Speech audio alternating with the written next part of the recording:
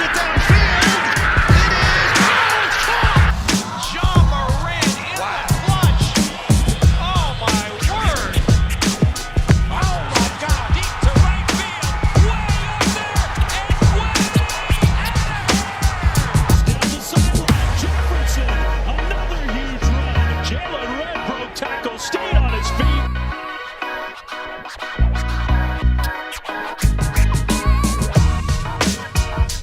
What's happening, everybody? Hope you're all having a great day. Welcome back to Blake's Take.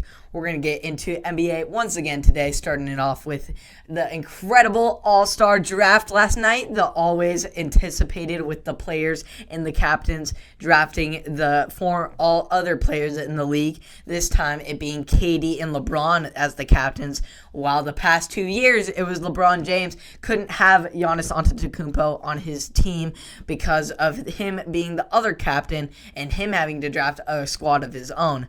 But this year, Kevin Durant got that title, and James was able to draft the two-time reigning most valuable player and defensive player of the year in Giannis Antetokounmpo on Thursday's All-Star Draft on NBA TNT.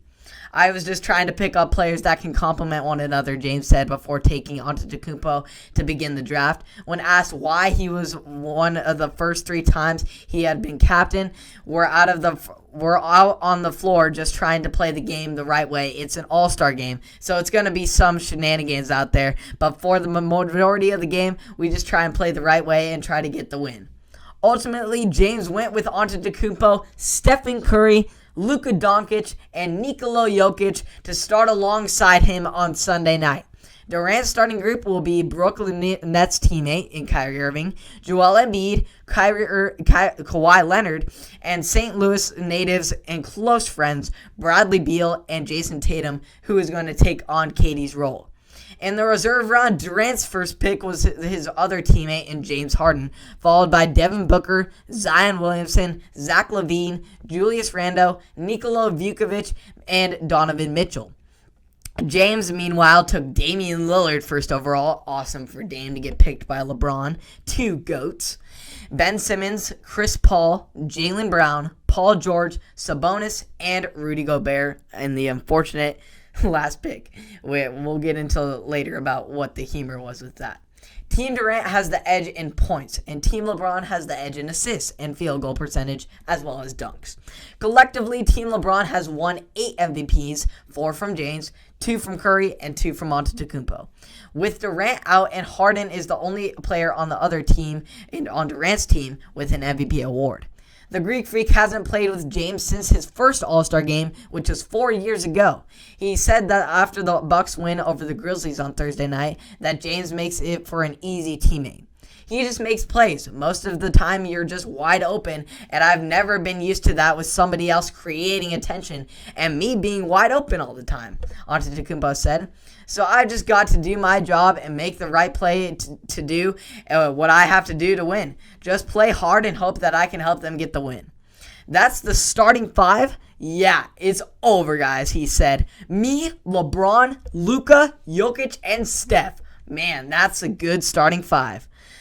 So yeah, with my pick for this year's All-Star Draft winner, I'm going to go with Team LeBron because that starting 5 is just the greatest in history. It's unstoppable. But I'm going to go with KD as the reserve winner.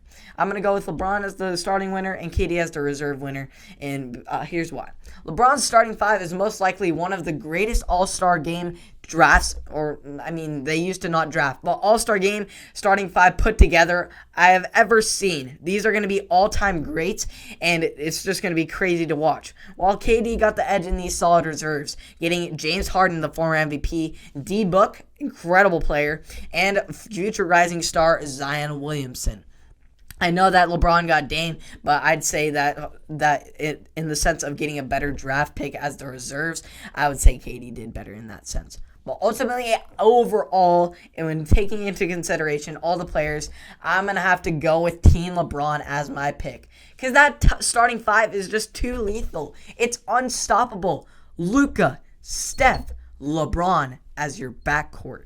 And then you have Giannis and Jokic as your front court. That is like unstoppable. It's just not even fair at that point.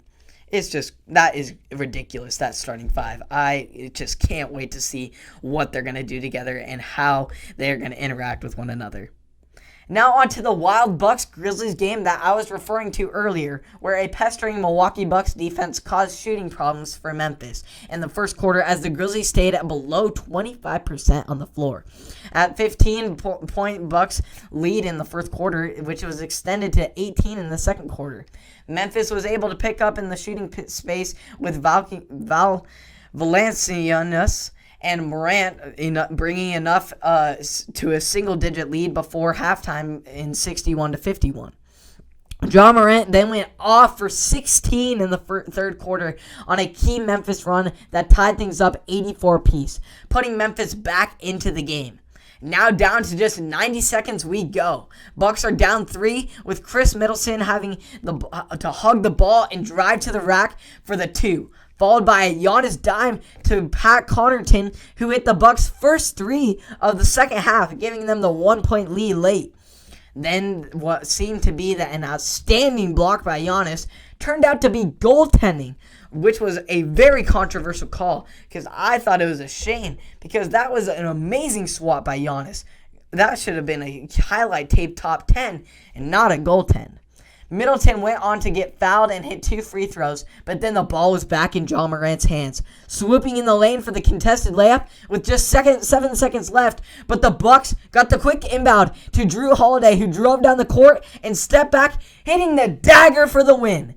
Bucks now snapped their 3-game road skid, winning 6 of their last 7 going into the All-Star break.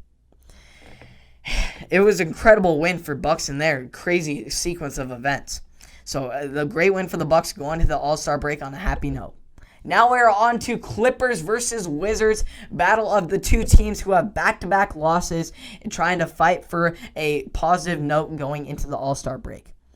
In the first half, it was all Kawhi getting to the rack, hitting jumpers, and getting his teammates involved, especially in Avachi Zubats, who finished with a double-double off the bench with 13 points and 13 rebounds, helping the Clippers to a 7-point lead at the break. The Clippers went from leading, though, at 61-45 with 128 left in the half, to trailing 66-63 with 8:14 remaining in the third, with Russell Westbrook hitting some key shots and his playmaking skills taking over to get his team back in the game. Down to the fourth quarter, where we have the Clippers, who led by 106-102 with just under a minute to go, where the Wizards would go on an 11-0 run in which Davis Bertans and Wagner made back-to-back 3-pointers. Beal made a foul line jumper, and Bertans added 2 more free throws to his point total and to push to that 11-0 illustrious run. The Clippers then went on to a 9-4 run of their own, capped off by an insane Kawhi Leonard clutch 3 with 15 seconds left to put the game within 1. And then after a series of fouls, Westbrook ultimately got the key rebound tip to Bradley Beal to seal the deal running around the court for the Wizards in this one. Wizards get the 119-117 victory, going into the All-Star break with a dub under their belt, while the Clippers extend their losing streak to 3 games, and will have to swallow that tough pill down through the All-Star break. Now onto the NFL, we have Ben Roethlisberger, who is officially back with the Pittsburgh Steelers for the 2021 NFL season. Well anticipated by the organization, the Steelers did not disclose the terms of the contract, but Adam Schefter reported that it is supposed to be around $14 million, which is reduced from the $19 million that was expected in his final year, to spread the cash payment through 2022. The move lowers the team's salary cap hit, which was their biggest concern, to only $15 million as opposed to $40.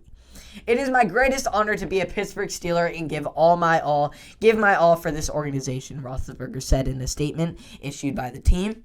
I am grateful to be at this stage of my career and more than happy to adjust to my contract in a way that best helps the team address other players who are so vital to our success. I love the game and love to compete, and I believe in the team and my ability to deliver when called upon. It all starts with great preparation, and I am ready to go. Roethlisberger was previously under contract for the 2021 season, although the team made it clear he could not return with the $41.2 million original cap hit, which obviously got reduced to 15, more than 50% less. We are excited we were able to come to an agreement with Ben Roethlisberger on a new contract for him and his return to the Steelers for a final year in 2021, General Manager Kevin Colbert said in a statement. We know that Ben can still play at a high level and do special things for this team. Our goal remains the same, to put together a roster that will compete for another championship. We are happy that Ben will become one of our leaders to help us accomplish that goal. With Roethlisberger's deal, the Steelers are now close to cap compliant for the start of the league year on March 17th. Although Big Ben's restructured contract reduces his cap hit, the team still faces a difficult task in re-signing stars in Juju Smith and linebacker Bud Dupree. But I think it's going to all get worked out because that is a huge cap hit that was reduced over 50% from 40 point whatever million to 15 million. Excuse me. So great to see Big Ben being the bigger man and showing his desire and care for the future of the Steelers organization. As far as MLB, center fielder Jackie Bradley Jr. plans to sign a 2-year contract worth $24 million with the Milwaukee Brewers that includes an opt-out of the first year. Bradley spent all 8 seasons of his previous MLB career with the Boston Red Sox, joining the organization in 2011 after he was drafted 40th overall. Bradley batted .283 with 7 home runs, 22 RBIs, 5 stolen bases, and .814 OPS, and a career-low strikeout rate in 22.1% in the 55 games he played in 2020. He has some power in the bat in the 2018 American League Championship Series against Houston when Bradley had 2 home runs and a grand slam, helping him earn MVP honors for that series, and it ultimately led to their World Series win. But this tendency proved to be too much that has led to the mediocre batting averages. He has a career .239 hitter with 98 home runs, 376 RBIs, and a .732 OPS. He was an All-Star in 2016. The Brewers already added former St. Louis Cardinals second baseman Colton Wong, a Gold Glove winner each of the past 2 seasons. The Brewers also already have 2019 Gold Glove center fielder Lorenzo Cain, who opted out after playing 5 games last season, but is back in spring training camp now. Christian Yelich, the 2018 NL MVP, is set in left field. Since the NL is expected to go without designated hitter this season, the Brewers would seem to have a surplus of outfielders, which is that they need to get rid of in the next few weeks. Of course, at the minor level outfielders that they need to get rid of. This move leaves the Red Sox without any of the starting outfielders from their 2018 World Series team. They traded Mookie Betts, of course, to the Dodgers, and then they traded Andrew Benintendi to the Kansas City Royals, and of course now Bradley to the Brewers. The Brewers are chasing their 4th consecutive playoff berth this season. They made the playoffs last year with a 29-31 record, despite never being above 500 all year, though they lost their eventual World Series champion Los Angeles Dodgers in the opening round. So this trade was a little perplexing when I saw it at first, with the Brewers now overloading on outfielders and Golden Glove winners, which is not always a bad thing, but they definitely have to get rid of some younger players. And in my opinion, this was more of just a trade for the Red Sox to completely take that next step in the ultimate total rebuild of this team, because so many pieces have left, pitchers have gone, outfielders have gone, infielders have gone, incredible hitters have gone. It's just a complete and utter new decade of rebuilding for the Red Sox, and I just hope that they will be able to continue their success soon and on into the future in their rebuilding process. And I hope that this actually helps the Brewers continue their success at the level of trying to make a deeper run into the playoffs this year and have a better overall regular season record. As far as local sports, the Willamette Warriors are set to take on Glide at Cottage Grove High School at 2 o'clock.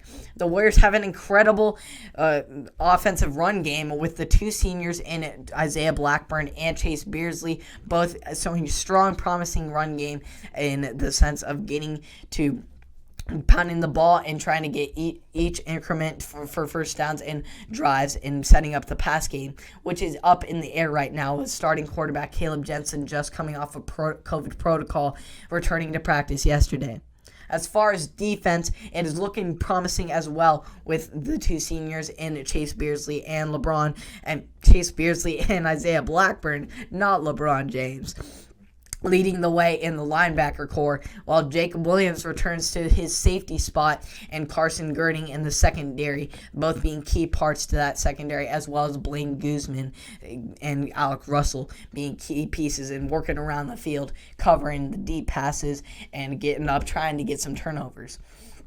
So defense is looking really great for the Warriors right now. Run game is looking solid with the two incredibly built, incredible runners and agile runners, and Chase Beardsley and Isaiah Blackburn. I believe they are going to be very successful. My only concern is with the pass game. Just with the lack of knowledge by a ton of players right now, I just don't know how the pass game is going to turn out. But it could turn out promising. Reps have been done by several different quarterbacks, and if one quarterback turns out to be better than another, if Chase takes over for Caleb in the game, it could be just how it goes with the knowledge of the plays and just getting the reps down, because it is a huge impact with starting QB1 being gone for a couple weeks. It doesn't just take a light toll on the team.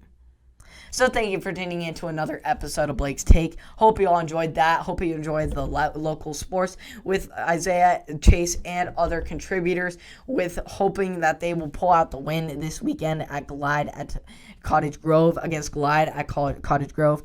Hope you enjoyed all the AllStar Draft news. That was funny to talk about, and all the players that are in the incredible matchups that we're going to have, incredible starting five that are going to be able to play together, and the rebuilding situation with the MLB. Hopefully that gets worked out. And I hope you all enjoyed. You can tune in to me on Apple Podcasts, Spotify, and or YouTube. And I hope you all have a great rest of your night. I'll catch you on the next one.